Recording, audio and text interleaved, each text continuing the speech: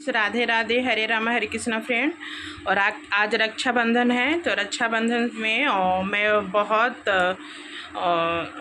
Disappoint हूँ। और पिछले 2 दिनों में जो घटना उभर कर आई, एक डॉक्टर मोमिता दास के साथ जो घृणित कार्य किया गया, वो भी किसी की बहन थी, किसी की बेटी थी। और उसने कितने सारे सपने देखे, उसके पेरेंट्स कितने सारे सपने देखे, उसके सपनों को उड़ान भरने से पहले ही कुचल दिया गया। तो फ्रेंड्स, मैं आज रक्षाबंधन में जितना भी दुनिया के भाई लोग हैं, जितने भी पुरुष जाति के लोग हैं, मैं उनसे अगर गिफ्ट में मैं मांगती हूँ कि हर नारी को आप रिस्पेक्ट दें, हर नारी को आप सम्मान की दृष्टि से देखें। यही मेरा सच्ची रक्षाबंधन में मेरे लिए गिफ्ट होगी।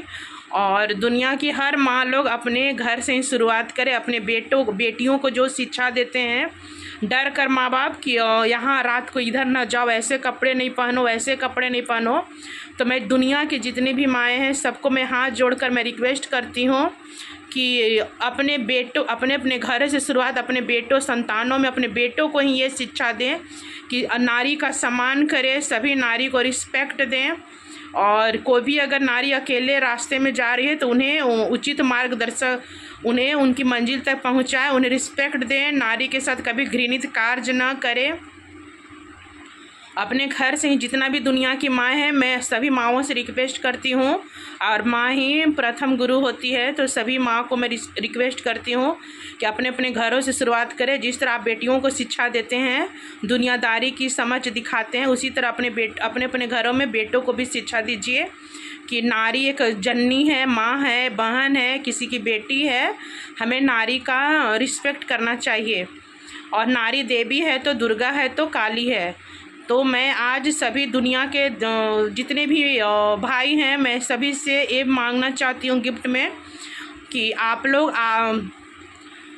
सच्ची श्रद्धांजलि होगी कि उनका तो जिनका संतान जाता है, उस माँ बाप से पूछिए, उनका तो भरपाई नहीं हो सकता, लेकिन एक सच्ची श्रद्धांजलि है कि मोमिता दास को इंसाफ दीजिए। सभी पुरुष लोग प्रण कीजिए आज रक्षाबंधन में, वही सबसे बड़ी गिफ्ट होगी कि नारी को रिस्पेक्ट दें।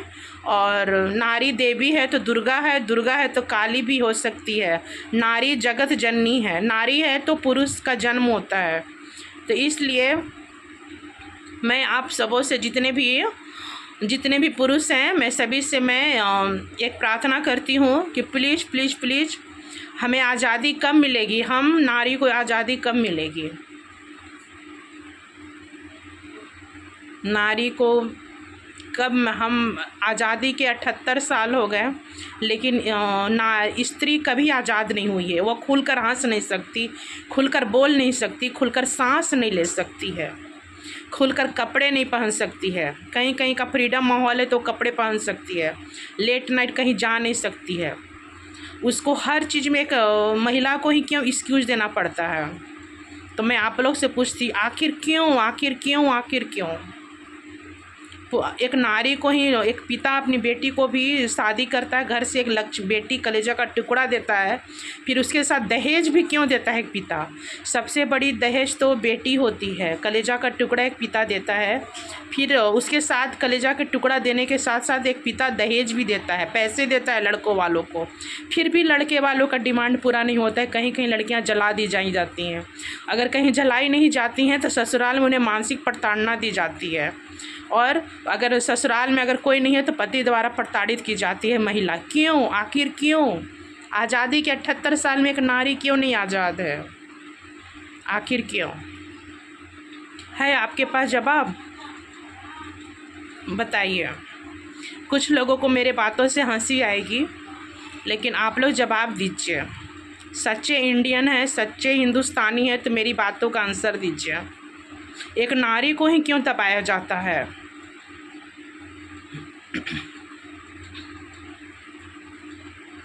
एक महिला को ही क्यों दबाया जाते। क्या एक महिला जैसे नाइट ड्यूटी करते हैं डॉक्टर्स, तो कहीं भी सो सकते, एक महिला को ही क्यों खुले में सोने की आज़ादी नहीं है। पुरुष लोग तो कहीं भी खुले में भी सो जाते हैं, कहीं भी लेट नाइट चले जाते हैं, एक नारी क्यों नहीं जा सकती है। आखिर उस तरह का हमारे हिंदुस्तान में माहौल क्यों नहीं बनाया गया? हर घर से लड़के को क्यों नहीं माँ पिता ने शिक्षा दी? जैसे बेटियों को आप शिक्षा देते हो, दुनियादारी बताते हो, संस्कारी देते हो, बेटों को क्यों नहीं शिक्षा देते हो कि बेटे हर नारी, जैसे नारी को माँ बहन समझना, और माँ बहन नहीं भी समझोगे तो रिस्पेक्ट देना, नारी पूज्य जोग है। एक लड़की को विदा करते वक्त माता पिता कह कर भेजते हैं कि बेटी पति ही तेरा सब कुछ है, और पति द्वारा प्रताड़ित और ससुराल द्वारा प्रताड़ित लड़की खुलकर अपने पेरेंट्स को नहीं बता पाती है और वो जला दी जाती है। अगर नहीं जलाई जाती, घुट घुट कर रहती है, क्योंकि उससे तो मैके का दरवाज़ा हमेशा के लिए बंद हो जाता है, बोलकर कि ससुराल ही तेरा सब कुछ है, पति ही तेरा देवता है, सब कुछ है, चाहे पति के रूप में दानव हो या ससुराल वाले दानव हो, घृणित कृत्य क्यों न करें। लेकिन एक बेटी चुप हो जाती है, क्योंकि उसके मैके में जब तक शादी से पहले उसके एक बेटी का मैके में ही जब तक है तो उसका घर होता है। तो लड़की का कहीं घर नहीं होता, न मैके न ससुराल, तो लड़की का आखिर घर कहाँ है? आप लोग में से जो सच्चे हिंदुस्तानी मेरी क्वेश्चन का आंसर देंगे। है आपके पास जवाब? मैं बहुत डिसअपॉइंट हूँ। रक्षाबंधन पर जितने भी सच्चे हिंदुस्तानी मेरे कमेंट का जवाब दीजिएगा।